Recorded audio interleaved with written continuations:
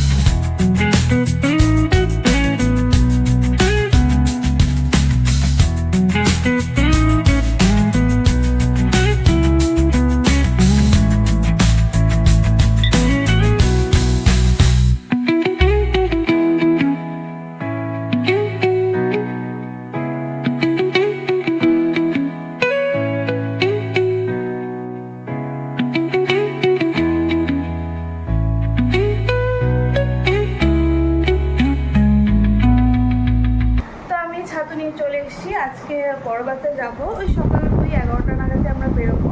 তো অনেক কিছুই কাজ আছে বড় বাজারে। সঞ্চিতার লেহেঙ্গাটা পিক আপ করতে হবে, দেন কিছু ব্লাউজ আর পিঠি শাড়িটাও নিতে হবে। আর আমিও ভাবছি কিছু ফেব্রিক দেখবো। তো পুরো ব্লগটা তোমার সাথে শেয়ার করবো, তোমরা দেখতে থাকো। এখন তো রোজকার একটা রুটিন হয়ে গেছে, সারাদিনে একবার হলেও বৃষ্টি পড়তেই হবে। তো সকাল থেকে শুরু হয়ে গেল বৃষ্টি। ভাবছিলাম যে বেরোতে আদৌ পারবো কি না। তারপর বেরোনোর সময় বৃষ্টিটা কমে গিয়ে একদম ফটফটে কটকটে রোদ উঠে গিয়েছিল।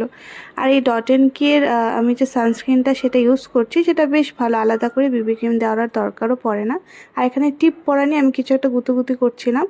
তারপর ব্যাগে ছাতাই ভরসা, কারণ কখন যে আবার বৃষ্টি নেমে যাবে তার তো কোনো নিশ্চয়তা নেই। তো সেই সব প্যাক করেই বেরিয়ে পড়ছিলাম। তো আমি বিয়ে করেছি, ওকে বলছি স্টেশন আসতে, তো স্টেশনে গিয়ে দেখা হচ্ছে। বাপরে, তারপর তো ট্রেনে উঠে স্টেশন থেকেই তো প্রচুর ভিড় ছিল, ট্রেনটা তো ছিল আরও ভিড়।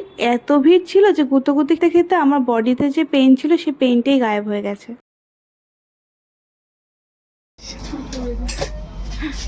বসে কোমরটা এখন রেস্ট দিয়ে এনে অনেক দৌড়ঝাঁপ হয়ে গেছে।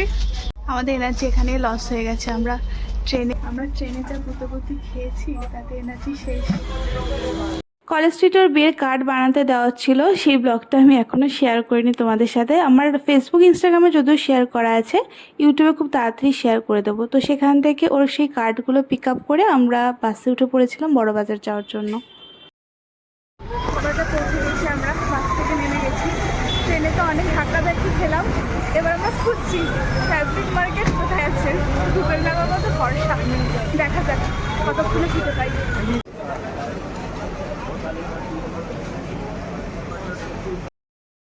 অনেকক্ষণ খোঁজাখুঁজির পর আমরা একটা দোকান পেয়েছি, দেখা যাক এখানে পাই কিনা।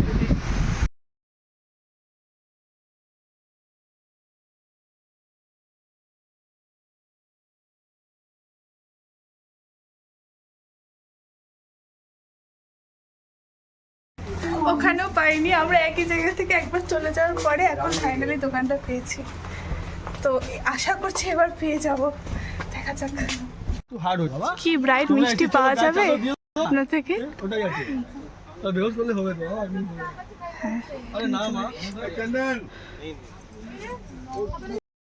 না এখন বাচ্চাদের খুঁজতে হবে না,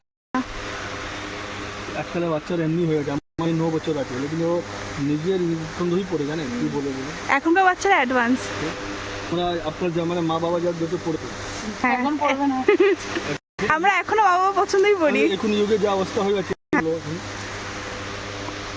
চিন্তা পড়বে, তারপরে তো দশমীতে পড়বে, তারপর চলে যাবে। আমার বিয়ে করতে আর কিছুতে হবে না। বিয়ে কবে? এই দোকানটা খুঁজতে গিয়ে আমরা একই জায়গায় 3বার ঘুরঘুর করেছি। না পরের কথা আমরা শুধু গায়েব হয়ে যাবে, আমরা 3বার ঘুরেছি। আমার হবে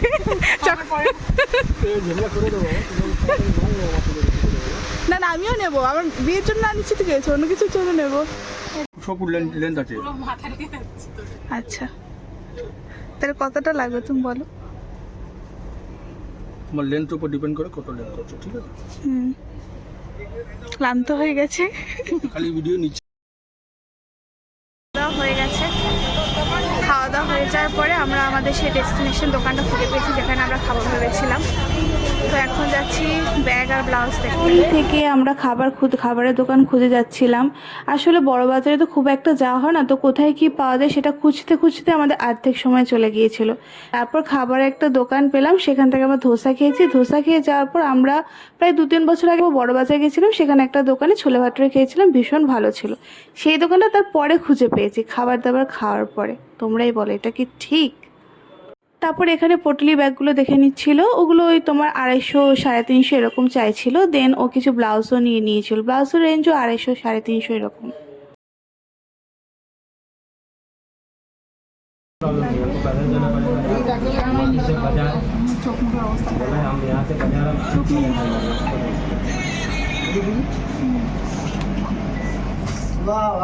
ফাইনালি আমরা বসার জায়গা পেয়েছি, এখানে বসে ওয়েট করি। লেহেঙ্গা পিক আপের জন্য বলা হয়েছে, লেহেঙ্গা পিক আপ হলে তারপর কি আমরা কি শেরওয়ানি নিতে যাব? সেটা কোথায়? হ্যাঁ এখানে।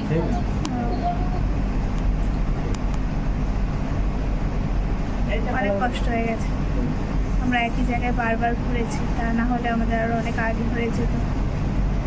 মাঝখানে তো খাওয়ার দোকান খুঁজতে খুঁজতে একটা দোকানদারকে জিজ্ঞেস করেছি যে খাওয়ার দোকান কোথায় আছে।